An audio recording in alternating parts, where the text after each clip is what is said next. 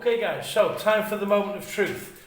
This is just a rice carrying basket that villagers use. First up we have this fish, which is quite common in the region. Also a bit big to put in with some of the other fish that I've caught. But we have five of these, and these are plaid charamet. I'll put them in the tank and then I'll show you in more detail how they look. Okay, next up we have rainbow sharks, which are like they're not really a shark obviously, they're like a freshwater mid-level swimming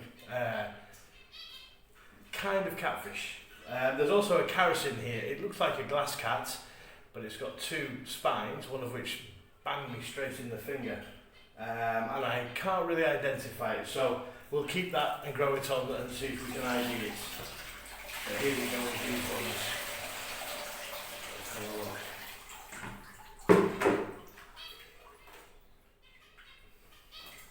ones. Okay, so these are the rainbow sharks. The karasin is in there. I'll put them in a tank and I'll show you them properly when they're set up.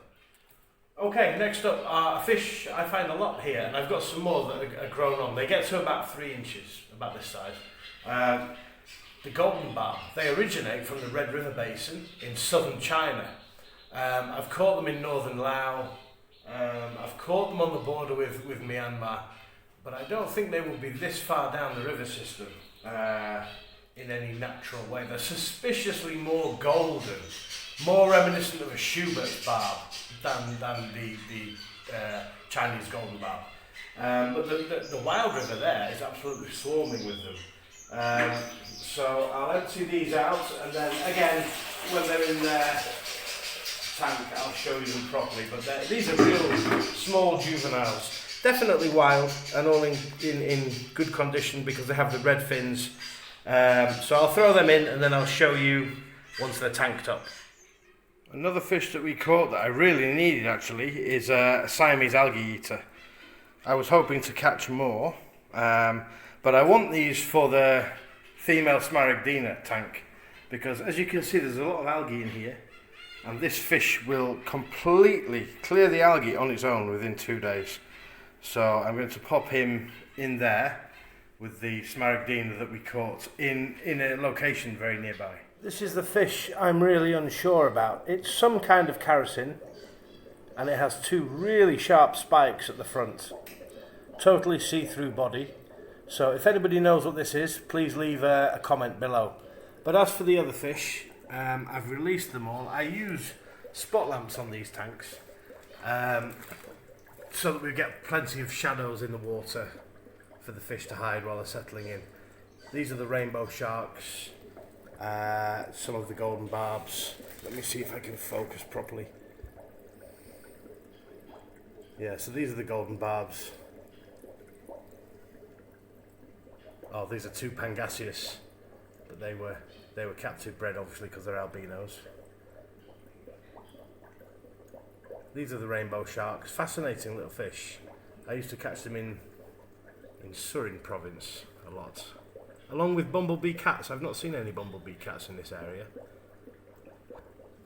Okay, so I guess it's time to leave them to settle into aquarium life for a few months. With the wild caught fish, I tried to make it as natural as possible. So plenty of plant cover, floating coconuts, plenty of places to hide, and a kind of non-intrusive sponge filter just to give some light filtration. But they should do fine in there. Okay, so the 2 fish at the back are plaid charamet tinfoil barbs that we pulled out this morning. There's another 2 down there. I think there's 5 altogether. And they're in with these South American Oscars, because Oscars, they might be voracious feeders, but they're quite a good fish for calming other fish down. So they're a bit skitty at the moment, and I think I'll turn the lights off while they settle in. This one looks stressed. This one here.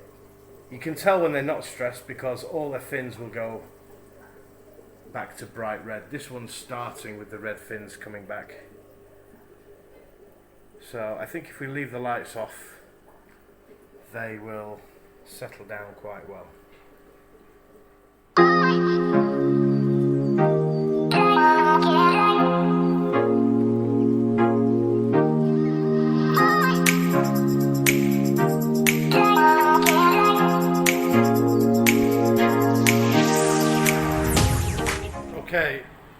Okay, so we will just put some frozen shrimp in here and see if the tinfoil barbs that we caught are anywhere near ready to eat.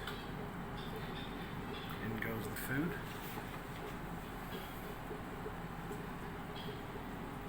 Oscars are straight on it.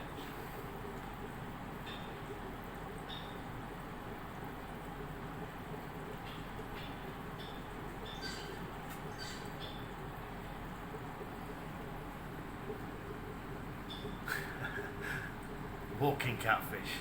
Look at the belly.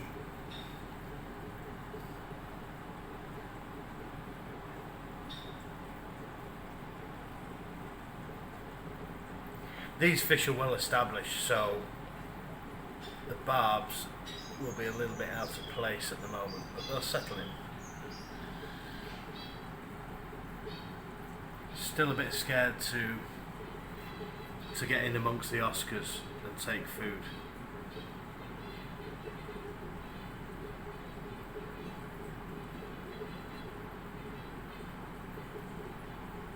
They'll get bolder and bolder during the week, and I imagine by the end of the week they'll be feeding alongside the Oscars.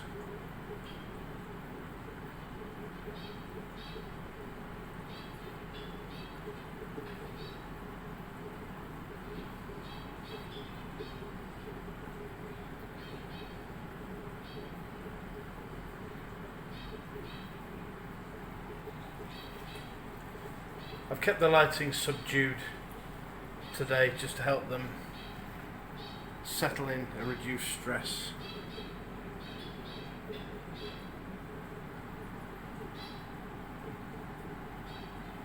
But we'll be on full lights in the morning.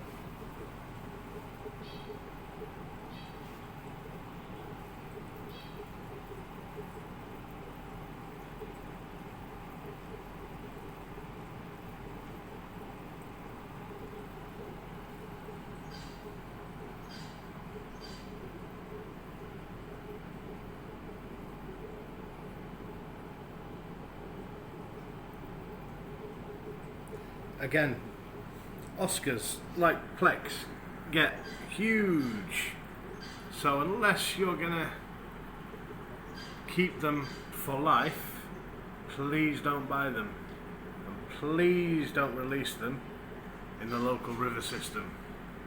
Nothing can compete with these and plecos. They are South American giants.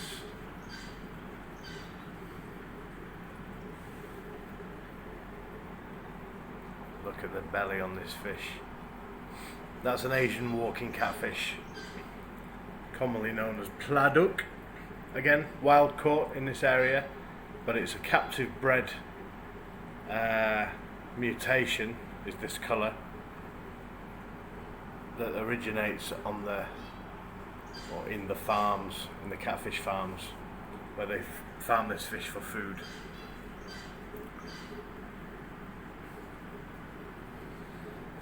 Still nervous, but they'll get there. They'll settle well in this tank. Yeah, I left one trap out there in the final paddy that we saw. So I'm going to go up there now and pull that trap. And then that's me done catching for the weekend. But it's been a good weekend. So we've got rainbow sharks, glass perch, what else did we get? Golden barbs.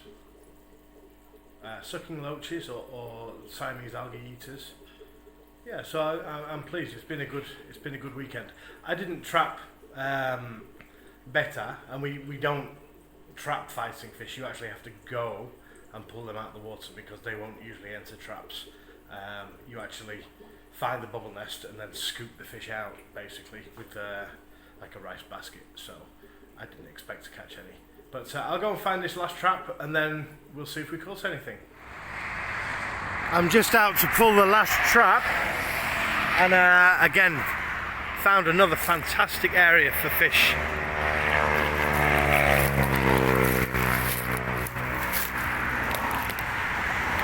Fantastic little hole there. So I think next weekend this is all of this area is where me and TJ will be. Wow, some rice paddies. They've actually got rice at this time of year. Let's take a look.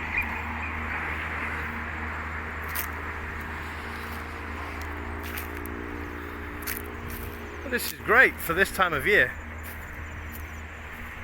Really great. Look at this. Oh, amazing.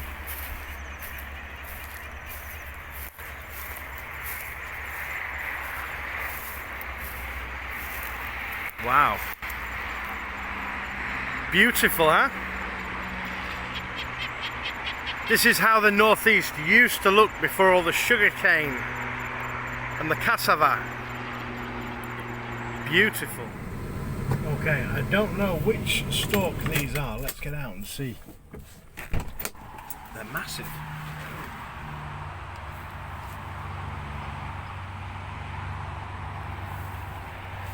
And they're everywhere. But they all fly off, of course. Okay, let's check this trap. Fantastic. So many fish in here. I think mainly gouramis. So we will bucket them up now. So back home now. It looks like we have 3 species of gourami. They're all really common and farmed, so plenty here for bait and to feed other fish, and I'll freeze these. These ones I'll grow on and breed, maybe put some back in their location. All in all, a fantastic weekend. I've got plenty of bait fish and feeder fish as well. Remember, these are a common species, and to be honest, feeding brine foods to freshwater fish is not a good thing in my opinion. So flower horns and South American cichlids, I always like to feed them on freshwater fish. Quick recap, we caught some tinfoil barbs which now seem to be shoaling together. One was looking very stressed, but it's now shoaling with the others. So that's them. They can't go in with the smaller fish that we've caught. I mean, these get really big and fast, so they're in with the Oscars and the Asian walking catfish. The Oscars will calm them down a little bit as well. So that's the tinfoil barbs, doing very well, looking beautiful.